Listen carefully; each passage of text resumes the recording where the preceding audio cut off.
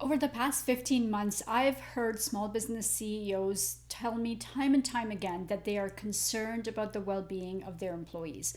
And so, in this video, I'm going to show you how to do a quick cultural assessment to find out exactly what your employees are feeling and thinking. It's a fantastic way of giving you an instant temperature check of what's going on in your organization. Now, I have been doing cultural assessments for several years now, and CEOs will often approach me to come into their organization, do meetings with their employees, and come up with, a temperature check for what's happening, and then also some recommendations on what to do to make things better.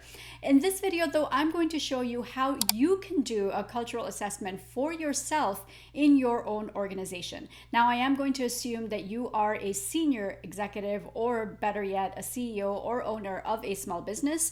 And so with that assumption, let's move forward. I'm going to tell you how to do it.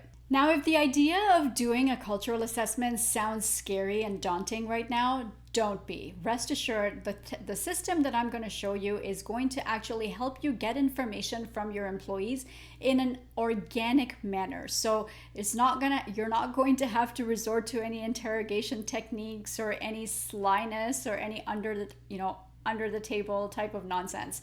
It's going to be 100% above board, and better yet, your employees are going to want to give you the information. So the first step to doing your own cultural assessment is to keep your ears, eyes, and door wide open. Now, this sounds simple, but in practice, it is actually difficult to tap into. See, a lot of times when I do cultural assessments for businesses, and I'll go back to the CEO with, my list of observations and recommendations, so many times they'll tell me that, oh yeah, I had a feeling that was going on, I just wasn't sure, or yeah, I knew about that situation, I guess I should have acted on that sooner. So you actually do have the ability to gather a lot of the information to assess for yourself how your company is doing. The key is to be aware and be open to receiving that information from your employees. And so one of the ways that a previous leader that I worked with used to do this was he would schedule a coffee with various people inside his organization on a Friday afternoon.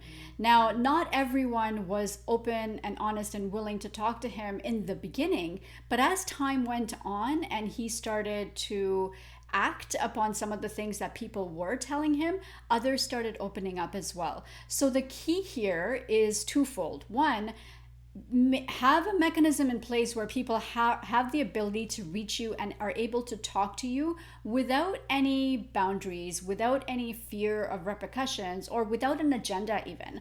So if you just allow people to talk freely for 20 minutes, it's amazing the stuff that they'll tell you. Trust me, I know, because when I do my cultural assessments, I don't have a script. I don't have a list of 20 questions that I ask them. I basically ask them two questions. Number one, what are your thoughts about working here, and then see where the conversation goes. And my second question is, what are your recommendations for improvement? And that's it. But by and large, 90% of the time in those meetings, the employees are talking. And sometimes it's not about anything specific or particular. Sometimes they're just complaining and they don't have a solution. But many times they actually will come back with gold, and with a little bit more digging, a little bit more uncovering of what the situation is, you can come away with a gold mine. All right, so at this point in time, you, or perhaps somebody that you're pitching this idea to, is going to tell you, well, employees won't talk to you because they're afraid. And that is unfortunately a reality. A lot of times when employees are in front of the CEO, now it may be a little bit different for a small business. When you start getting larger, the CEO becomes more removed from the day-to-day. In a small business, you're still pretty involved with the work that everyone else is doing, and you have a general idea of like what the person does and what they're thinking and their background, and maybe even some personal stuff about them. But the truth is that when you invite somebody to talk openly about their fears and about their struggles and about what they're dissatisfied with, what makes them angry, what makes them frustrated, what makes them upset, they're gonna think twice before opening up to you. So here's a tip for you. Number one,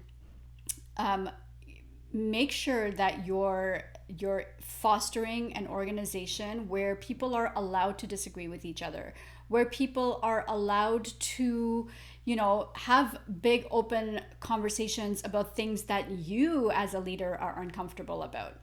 And the second one that I'm going to say is don't react in the moment. I have mentioned this in previous videos, but the biggest thing that leaders do that make people clam up is that they immediately react to what the person is saying. Either they'll get upset at the situation or whatever the person is talking about, or they'll get angry at the person themselves, or they'll start interrogating the person to say, well, what do you mean?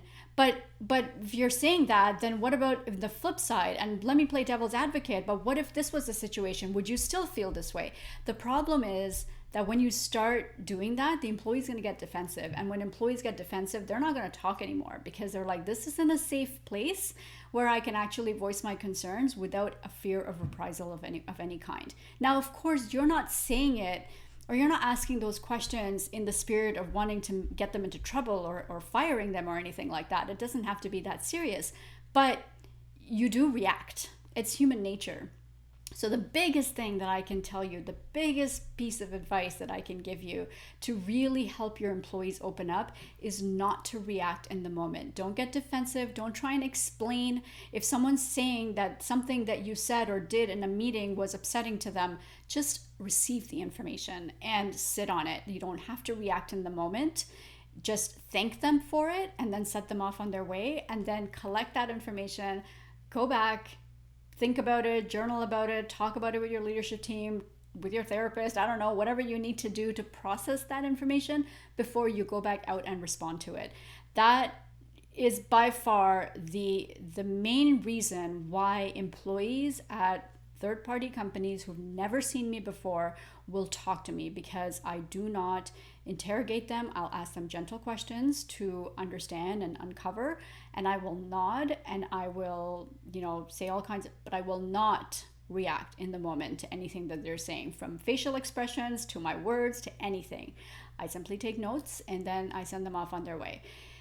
Now, of course, as a leader, that may be slightly different because I am a third party, and so maybe in some respects they do feel a bit more comfortable talking to me.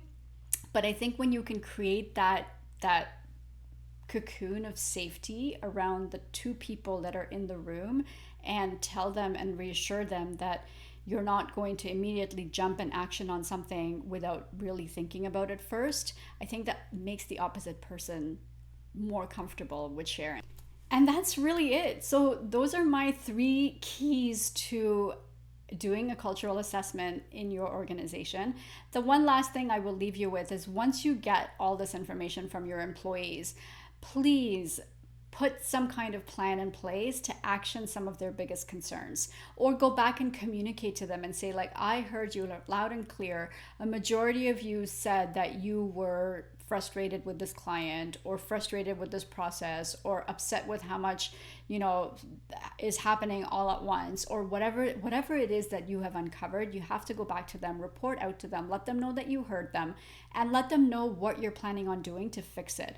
That may well be, I want you guys to come back to me and tell me how you want to fix it. Or I'm putting a committee together, you're reporting directly to me. I want to know what exactly your recommendations are. And that's the best way to solve problems, when you do it all together. You are not required to take on the burden of solving every single problem inside of your organization. You have hired talented people to work for you. Utilize that talent, and if they're frustrated about something, the best way to figure out a solution is, number 1, together, and the second best is to do it so that the people who are in that situation are coming up with a solution that works for them. So I hope this video was helpful. If it was, please hit the like button below and leave a comment and let me know what your feedback is. If you are interested in learning more around how to do cultural assessments, what type of culture you need to have inside of your organization, then the High Performance Culture Academy for Small Business may be appropriate for you. The link to book a call is in the description below. I look forward to chatting with you. And check out these other videos if you want a little bit more information on just cultural assessments in general and leadership in general and creating a high performance team. Until next time, I will see you same time, same place. Bye.